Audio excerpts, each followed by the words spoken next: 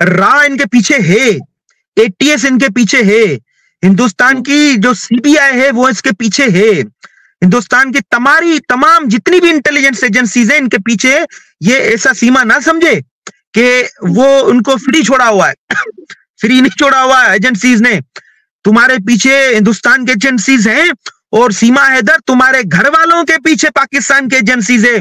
तुम ये ना समझो कि तुम्हारे घर वाले सुख से रह रहे हैं, सुख से नहीं है तुम्हारे घर वाले, तुम्हारे घर वालों का जीना अंजीरन सीमा हैदर मैं करूंगा।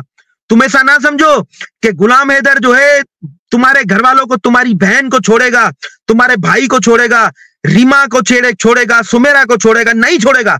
हम नहीं छोड़ेंगे, मैं नहीं छोड़ने वाला। मैं पहले दिन से इस मौक़िफ़ पर कायम हूं कि सीमा हैदर तुमसे मिली हुई है, रीमा हैदर तुमसे मिली हुई है, सुमेरा तुमसे मिली हुई है, तुम्हारा भाई आसिफ तुमसे मिला हुआ है, और तुम्हारा जो कजन है वो भी तुमसे मिला हुआ। मैं पहले दिन से कायम हूं, मैं अपना मौक़िफ़ नहीं बदलाता, मैं तब्दील नहीं करता अपना मौक़िफ़। सीमा हैदर तुम्हारा भाई जो है एपी सिंह जो है ये मौक़िफ़ तब्दील करता होगा, तुम तब्दील करती होगी।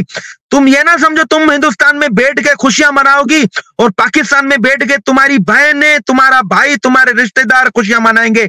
खुशियां मनाने नहीं देंगे, वो तुम भूल में नहीं रहना सीमा। तुम मेरी बात सुन रही होगी, वो तकलीफ में है, उसको तकलीफ मजीद पहुंचाऊंगा मैं, याद रखना। गुलाम हैदर शरीफ बंदा है, वो शराफत का तुमने उसका नाजायज फायदा उठाया, लेकिन इस वक्त ये केस मेरी इज्जत और मेरी गैरत का मामला है। मैं तुम्हें सीमा हैदर छोड़ने वाला नहीं हूं, और तुम्हारा ये भाई जो है ना एपी सिंह, ये भी समझ ले, आप रिश्ता कैसे खत्म कर सकते हैं? आप रिश्ता किसी भी सूरत में खत्म नहीं कर सकते। ये बच्चे जहां भी जाएंगे इनके वालिद का नाम गुलाम हैदर रहेगा, मां का नाम नहीं आता। ये जहां भी जाएंगे वालिद का नाम आगे आता है। वालिद मर भी जाए फिर भी वालिद का नाम ही हर डॉक्यूमेंट्स में, आपके आधार कार्ड में, आपके शनाख्ती कार्ड में, डोमिसाइल में, पीआरसी में, हर डॉक्यूमेंट्स में वालिद का नाम लिखा जाता है, मां का नाम नहीं लिखा जाता। और ये फेक किस्म का जो वालिद होता है इसका तो नाम कभी भी नहीं लिखा जाता। ये एपी सिंह सठिया गया है, ये अब इसको रिटायर करा के इसको घर जो है तपस्या, इसको यात्रा के लिए भेजा जाए, और इसको जो है इसका दिमाग काम नहीं करता है। सर एक सवाल फिर इकराम से सवाल करेंगे। एक सवाल ये है कि जैसे आपने हमेशा जो इंसानियत वाली बात की, लॉ और पाकिस्तान के, इंडिया के इस मामले की बात की, लेकिन आपने कभी उनकी एजेंसी का नाम नहीं लिया। आज हैरानकुन तौर पर शायद पहली दफा पाकिस्तान साइड से भी नाम लिया गया, और वो आपने नाम लिया है कि रॉ इनके पीछे है। वो क्या वजह है, क्यों रॉ इनके पीछे? मैं हमेशा नाम लिया है, मैं हमेशा नाम लिया, शायद आपके जहन से निकल चुका होगा, निकल आए हैं। इनके अंदर का जो शैतान है, वो शैतान जो है वो सींग निकाल के वो आप तमाम लोगों के सामने वो नजर आ रहा है। तो ये लोग जो है वो प्लांटेड लोग थे, और बहुत सारे और भी प्लांटेड लोग हैं, हम इनको जानते थे शुरू से। तो ये जाहिर हो चुके हैं, अभी और भी जाहिर होंगे जो गुलाम हैदर की हिमायत में खड़े हुए हैं।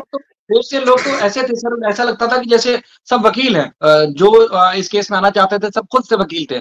तो ऐसा भी है कि वो वकील थे भी या नहीं थे सर?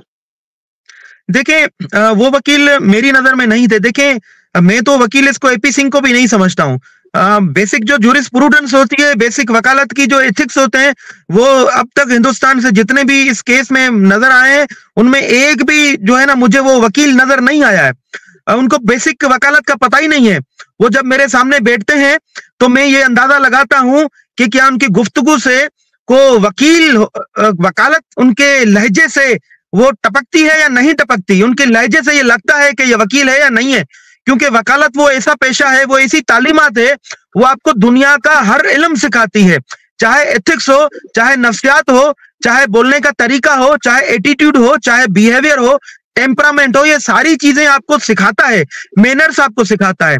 इस केस में अब तक जितने भी आए हैं, चाहे फेवर में वकील हो, चाहे मुखालिफ वकील हो, उनमें से एक भी मुझे नजर नहीं आया है जिसको मैं कहूं कि ये सही माना में वकील हो। ऐसा नहीं है हिंदुस्तान में वकील नहीं है, हिंदुस्तान में बड़े पाए के वकील हैं, हम उनको सलूट पेश करते हैं। हिंदुस्तान की बार काउंसिल में बड़े पाए के वकील हैं, लेकिन इस केस में जितने भी नजर आए वो बड़े फ्रॉडी नजर आए हैं, बड़े चुगलखोर नजर आए हैं, बड़े पेड एम्प्लॉय नजर आए हैं। वो जैसे कि मैं अब अल्फाज का चुनाव मैं सही नहीं करना चाहता, लेकिन अच्छे लोग नहीं नजर आए। जैसे मिसाल के तौर पर इंसानियत नाम की कोई चीज नहीं है, अपनी मशहूरी तो चाहते थे, लेकिन नाम की कोई चीज नजर नहीं आई उनमें। खासकर मैं मुखालिफ वकील की बात करूंगा, वो तो एक घटिया किस्म का नजर मुझे आया। सर एक इकरा बहन, मैंने डॉक्टर साहब से मादरत भी की है, आपको भी वेलकम भी करते हैं। मैंने इनसे मादरत इसलिए की है कि हम इनको मजबूर कर रहे थे कि सर फलां हमसे राब्ता करता है, वो कहता है जी रोशन साहब से कहें कि हमें अटॉर्नी दे दे, फलां राब्ता करता है, तो हम इनसे बार बार रिक्वेस्ट करते रहे, लेकिन डॉक्टर साहब हमें इनकार भी नहीं किया और वो हमेशा जो है अपने मौके पे भी डटे रहे। तो आज वो दुरुस्त डॉक्टर साहब के मौके जो था साबित हुआ और हम गलत साबित हुए, इसलिए मैंने इनसे मादरत की है कि लोग फेक निकले जिन जिन पे हम ट्रस्ट कर रहे थे। आपका भी यही कहना है या जो मैं कह रहा हूँ मेरा अपना मौके है? इकरा शायद भाई अब आप मुझे भी सॉरी कहें।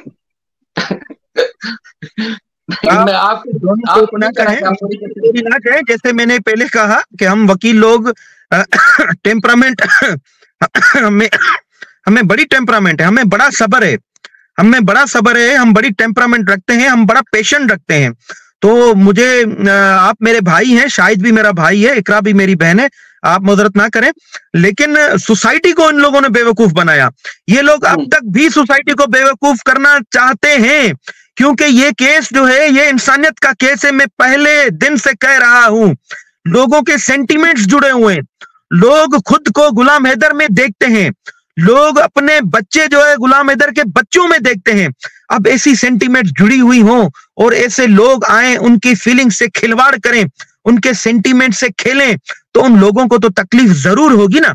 हम उन सब लोगों से माफी चाहते हैं, मैं तमाम लोगों से माफी चाहता हूं कि आप लोगों को इन फ्रॉडिये लोगों ने ठगा है अब तक, लेकिन मैं आप लोगों से वादा करता हूं, जब तक जान है, जब तक सांस है, जब तक गुलाम हैदर हम साथ हैं, तब तक आपका विश्वास, आपका एतमाद, आपका एतबार उस पर कभी भी ठोस आने नहीं देंगे। जब तक हम आपके साथ हैं, हम गुलाम हैदर का साथ देते रहेंगे।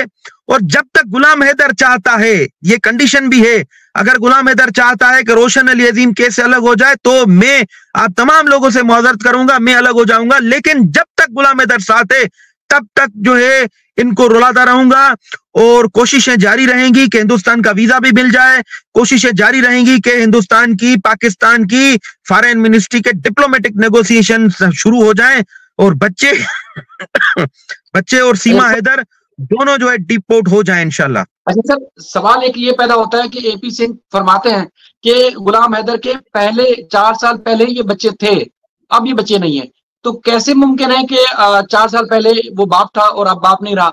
ये क्या वजह है? देखें, बेवकूफ इंसान है, उसकी हर बात से झूठ जाहिर है, हर बात से बेवकूफी जाहिर है। ये कैसे पॉसिबल हो सकता है? 4 साल पहले बच्चे थे, अब वो बच्चे नहीं है। भाई नेचुरल गार्जियन है वो वालिद है। एपी सिंह ने उनको मुकम्मल खातरी कराई हुई थी कि कुछ भी नहीं हो सकता पाकिस्तान से, गुलाम हैदर सऊदी अरब तक पाकिस्तान वापस नहीं आएगा, वो बड़ा मुतमईन थे। तो सीमा को बड़ी खातरी कराई हुई थी, लेकिन गुलाम हैदर पाकिस्तान भी आया, हम हिंदुस्तान की हाई कमीशन भी गए, पाकिस्तान की फॉरेन मिनिस्ट्री भी गए, पाकिस्तान के डिफरेंट अदारों में भी गए, और ये जो हिंदुस्तान में बैठ के चाहते थे कि आधार कार्ड बन जाए, राशन कार्ड बन जाए, डोमिसाइल बन जाए, पीआरसी बन जाए, और जो नेशनलिटी है वो हिंदुस्तान की मिल जाए, वो हमने पाकिस्तान से बैठकर हिंदुस्तान के इदारों से खतो खिताबत करके उनकी रुकवा दी है। अब इनको हड्डी जो है इनके गले में फंस चुकी है, अब ये बड़ा परेशान, इनके पास कोई हल है नहीं। हिंदुस्तान की रॉ एजेंसी इनके पीछे है। अच्छा सर। हिंदुस्तान की रॉ एजेंसी इनके पीछे है, हिंदुस्तान की एटीएस इनके पीछे है, हिंदुस्तान के तमाम इदारे इनके पीछे हैं। न इनका राशन कार्ड बन सकता है, न इनका आधार कार्ड बन सकता है, न ही इनकी जो नेशनलिटी ये चाहते थे न वो इनको मिल सकती है। ये प्रोटोकॉल चाहते थे रियासती इदारों से, खासकर योगी आदित्यनाथ साहब जो चीफ मिनिस्टर हैं उनसे स्पेशल प्रोटोकॉल चाहते थे, वो भी इनका बंद हो चुका। ये बौखलाहट का शिकार हैं जब से गुलाम हैदर पाकिस्तान आया, जब से रोशन अली अजीम ने इनको गले में हड्डी फंसाई है। अब ये इनका नेचुरल रिएक्शन है, ये जानबूझ के नहीं कर रहे, ये बौखलाहट का शिकार है, ये परेशान है। अब इनको अल्फाज नहीं मिलते हैं, अल्फाज का चुनाव देख करते हुए ये अब्यूजिव लैंग्वेज जो है ये करते हैं, लेकिन इनको भी हम मुंह तोड़ जवाब देते हैं। जैसे अल्फाज ये इस्तेमाल करते हैं, ये इनको हमने इनको कानूनी तरीके से हमने इनको गले में रस्सा हमने डाला है। ये मजीद परेशान होंगे। मैंने कहा था मैं इनको रुलाऊंगा, और इनका रोना जो है अब शुरू हो चुका है। इनके पास और कुछ नहीं बचा है, इसलिए ये अब्यूजिव लैंग्वेज इस्तेमाल कर रहे हैं मेरे खिलाफ, गुलाम हैदर के खिलाफ, मेरे मुल्क के खिलाफ। अब कुछ है नहीं तो ये परेशान होंगे, और ये इसी तरह ये अभी आप देखेंगे और मजीद और ये बौखलाहट का शिकार होंगे। सर अच्छा, उस प्रोग्रेस की तरफ जाएं कि प्रोग्रेस क्या हुई है। लेकिन मैं आपसे मैं माजरत भी करता हूं और मैं आपको अप्रिशिएट भी करता हूं, क्योंकि मैं इकरा, आपको शायद रामे साहब, फैसल भाई, बहुत सारे लोग कह रहे थे, देखें जी इंडिया से बहुत सारे लोग हमसे जुड़ते हैं और कहते हैं जी रोशन साहब से हमारी बात करें और रोशन साहब से कहें कि वो गुलाम हैदर का अटॉर्नी लेके दें। अच्छा, आप चूंकि वो डॉक्टर है कि नब्ज देखते ही मरीज की पहचान हो जाती है कि उसको मर्ज कौन सा ला के, तो आपने उस वक्त तो हमें इनकार भी नहीं किया और वो बात हम मानी भी नहीं कि यार हम हर किसी को जो मुंह उठा के आ रहा है हम हर किसी को जो अटॉर्नी दे दें, तो आपने नहीं दिया। लेकिन वो जो हम यकीन ऐसा लग रहा था कि हम देखने के बावजूद भी देख नहीं पा रहे थे, पहचान नहीं पा रहे थे। अब उनकी सबकी पहचान हो गई है। आप उस वक्त सही डायरेक्शन में खड़े होते, हम सब जो है गलत डायरेक्शन पे थे, क्योंकि हम एतमाद कर रहे थे, लेकिन अब हर किसी पे आप एतमाद नहीं कर रहे थे। तो अब वो चीजें वाज़ेह हो गई है कि अब वो सारे या तो एपी सिंह के प्लांटेड लोग थे या सीमा के हिमायती थे, या फिर ऐसा था कि वो शायद यहाँ से कुछ लेके आगे गेन करना चाहते थे। तो इसलिए मैं आपको सलूट के साथ अप्रिशिएट भी करता हूँ और मैं आपसे माजरत भी करता हूँ कि आपको हम सब ने मजबूर करने की कोशिश की, लेकिन आप चूंकि जानते थे इसलिए आपने जो है वो अटॉर्नी नहीं दिया, आपने खुद से फाइट किया और अल्लाह ताला ने कामयाबी दी। तो फर्दर सर क्या होने वाला है? देखिए, शायद सबसे पहले तो मैं ये बताना चाहता हूँ तमाम हिंदुस्तानियों को, देखिए मेरा ये प्रोफेशन है, मैं सबसे पहले नफ्सियात का माहिर हूँ, साइकोलॉजी मेरा सब्जेक्ट है। हम शक्ल देख के, जजेस की शक्ल देख के फिर हम ये फैसला करते हैं कि इसके पास हम केस चलाएं या ना चलाएं। हमारे पास जो मुल्जिम आता है, जो मुजरिम आता है, हम उसकी शक्ल देख के अंदाजा लगा लेते हैं कि इसने जुर्म किया है या नहीं किया है। हम सामने वाले वकील की भी शक्ल देख के हम अंदाजा करते हैं कि ये केस का प्रिपेयर है या नहीं है। हमें नफ्सियात इंसान की बड़ी अच्छी तरह आती है। हम इंसान की शक्ल देख के अंदाजा लगा सकते हैं कि ये किस किस्म का इंसान है, इसकी सोच और उसके दिमाग में क्या चल रहा है। ये जो लोग आते गए, मिन्नतें करते रहे, इवन गुलाम हैदर ने भी सॉफ्ट कॉर्नर एक खातून के लिए रखा, लेकिन मैंने गुलाम हैदर को कहा कि आप थोड़ा सब्र करो, वक्त का इंतजार करें। फिर एक और साहब आया, फिर एक और साहब आया, फिर एक और खातून आई, ये तमाम लोग आते जाए, लेकिन ये सारे प्लांटेड थे। मैं पहले दिन से मैं इस बात पे कायम था कि ये एपी सिंह के प्लांटेड हैं, ये पेड एम्प्लॉइज हैं एपी सिंह के, और ये लोग सीमा के वो जो फेवर करने वाले लोग हैं, ये पेड एम्प्लॉइज हैं उनके। अब आप देख रहे हैं कैसे उनकी दावतें खा रहे हैं, कैसे उनकी जो है वो वेलकम करते हुए नजर आते हैं। हमें कोई फर्क नहीं पड़ता, ऐसे बहुत सारे लोग आते हैं। हमने बच्चों के लिए केस फाइट करना है, हम कर रहे हैं। ये थोड़ा डिले तो जरूर हो रहा है, ये दोनों मुल्कों के सिफारती ताल्लुकात खराब हैं, इस वजह से ये डिले जरूर है, लेकिन मैं खातिरी कराता हूं तमाम लोगों को कि ये केस सही सिमत में चल रहा है। इस केस के सही सिमत में चलने की वजह से आप देखें, ये दोनों एपी सिंह और सीमा अब रो रहे हैं, ये जज्बाती हो रहे हैं, इनके जो पर हैं वो